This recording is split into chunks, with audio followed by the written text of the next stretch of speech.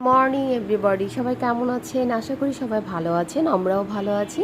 তো আজকে মেয়ের স্কুল নেই, আজকে স্কুল ছুটি, তো সকাল সকাল উঠে পড়েছি। আর কড়াইগুলো কালকেই পরিষ্কার করে রেখেছিলাম। আর আমার চকচকা না হলে একটুও ভালো লাগে না। সকালবেলা রুটি বানানোর জন্য রুটির ডোটা করে নিয়েছি, সাথে মাছ কিনে নিয়েছিলাম মিন্টু ভাইয়ের কাছ থেকে। তো মিন্টু ভাইয়ের মাছগুলো আমি জলে একটু ভিজিয়ে রেখেছি, আর এখানে রুটির জন্য ডোগুলো মেখে নিচ্ছি। তো এগুলো মেখে নেওয়ার পরে আমি এগুলো ভেজে নেব। তো একে একে যে কথা সেই কাজ করা শুরু করে দিয়েছি। এদিকে ফেসবুকে আমি অনেক দিন হয়ে গেছে লং ভিডিও দিতে পারছি না, এর জন্য হয়তো আমার ভিউও কমে যাচ্ছে। তা ভাবলাম আজকে একটু সকাল থেকে যেহেতু বাসায় আছে, আমি একটা ভিডিও ছেড়েই দিই। এদিকে আমি রুটির ডো করে নিয়েছিলাম একটু গরম পানি দিয়ে। তো ফুলকো ফুলকো কয়েকটা রুটি বানিয়ে নিচ্ছি, যেহেতু প্রার্থনা বাবা তরকারি দিয়ে খাবে আর আমি একটু চা দিয়ে খাবো।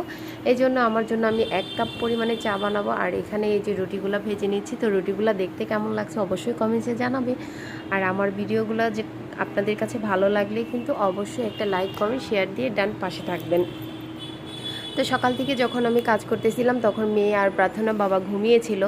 এমনকি আমার সাথে কি হয় জানেন, যেদিন মেয়ের স্কুল থাকে বা অনেক কাজ থাকে সেদিনই আমার প্রচণ্ড ঘুম পায়। আজকে স্কুল নেই, কাজ নেই, তারপরে সকাল সকাল ঘুম থেকে উঠে গেছে। আর উঠে কি করব, খিদে লেগেছে। তো এত সকালে আর মেয়ে আর তার বাবাকে ডাকলাম না, আমি নিজেই চা আর রুটি বানিয়ে নিলাম। 1 কাপ পরিমাণ জল দিয়ে দিলাম এখানে চা বানানোর জন্য। তো চাটাকে আমি সুন্দর করে বানিয়ে নেব আমার জন্য 1 কাপ, কারণ প্রার্থনা বাবা তো চা খেতে চায় না, আপনাদের আগেই বললাম। তো সে একটু চার সাথে যদি অন্য কিছু হয় বিস্কিট তাহলে সে খায়, কিন্তু রুটি দিয়ে সে তরকারিটাই পছন্দ করে। তো ঝটপট করে কয়েকটা রুটি আর চা বানিয়ে নিলাম 1 চামচের মতো চিনি দিয়ে। এখন আমি চার জলটাকে ফুটিয়ে নিয়েছি। আর আমার রুটিগুলো এত সুন্দর ফুলকো ফুলকো হচ্ছিলো, আমার ভীষণ ভালো লাগছিল। তো অনেক দিন পরে মেয়ের জন্য আবার নুডলস করতে হবে, এই জন্য আমি একটু দুধ চা বানিয়ে নিলাম আমার জন্য, একদম সিম্পল খাবার। আমার আবার তরকারি দিয়ে রুটি খেতে এতটা ভালো লাগে না, তো চা দিয়ে আমার পছন্দ। তো দুধটাকে দিয়ে দিলাম। আর চা বানানোর জন্য এখানে লিকার চা বানাবো না, আমি কিন্তু দুধ চাটাই বানাচ্ছি, তবেও আবার ঘন করি।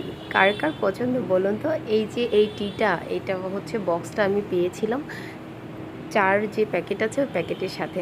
তো এখানে আমি ঘন করে 1 কাপ চা বানিয়ে নিব। আর এরকম চা খেতে কার কার পছন্দ অবশ্যই কমেন্টস করে জানিও বন্ধুরা। আর আমার ভিডিওটা ভালো লাগলে তো অবশ্যই লাইক কমেন্ট দিয়ে, 2বার বলে ফেললাম, শেয়ার দিয়ে দিও।